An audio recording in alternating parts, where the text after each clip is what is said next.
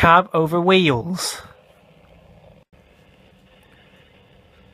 You are lucky to have a long line, Wilbur told Thomas and Toby.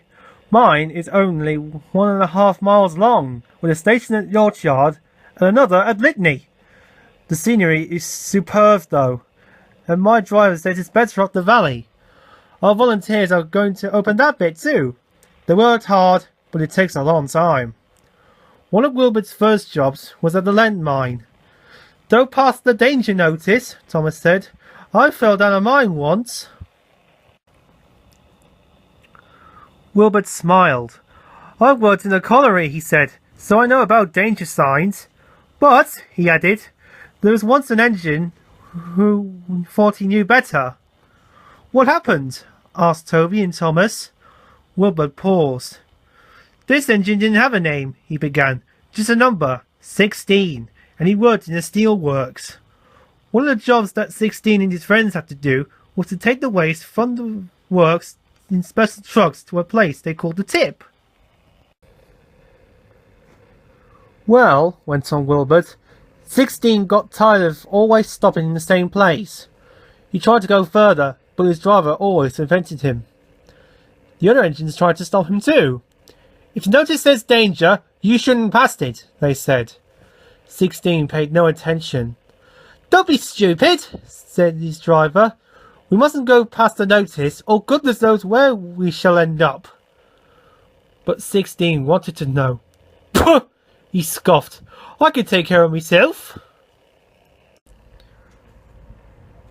One wet day, 16's chance came. The rails were slippery, and when his driver tried to stop, he couldn't. You see, 16 had asked the trucks, which were in front of him, to carry on past the warning sign. They did, and the minimum pulled 16 with them. You silly engine, scolded his driver. Wasn't my fault, muttered 16 sulkily. It was those trucks. You always wanted to go past that board, said the driver crossly. I believe you asked them to drag us on purpose. A foreman came towards them. What are you doing there, driver? He shouted. It's not safe. The trucks dragged us, exclaimed the driver. We'll come to the office with me, and you, fireman, get your engine back on firm ground before it's too late, ordered the foreman. But it was already too late.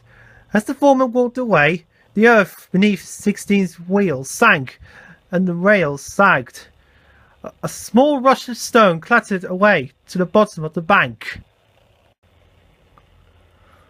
16's fireman knew that if he tried to move the engine now, he would only make things worse. Ooh! Groaned 16. Beneath his weight, the rails sagged even more. Suddenly, they fell away completely. As the fireman led for safety, 16 overbalanced.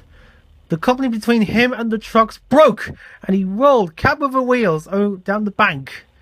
He reached the bottom with a crash. 16 lay on his side, looking surprised, and leaking steam in all directions. Help! He gasped weepily. Thomas and Toby were silent. What happened to 16 after that? Ventured Toby. Oh, he was rescued, Wilbur said, but he wasn't repaired, and he was sent to the back of the shed in disgrace. Is he still there? Asked Thomas. He got better than he deserved, smiled Wilbur. Some privileged people came and brought him, and now he lives in the Midlands. But I think he's lucky to have a second chance. Thomas and Toby can only agree.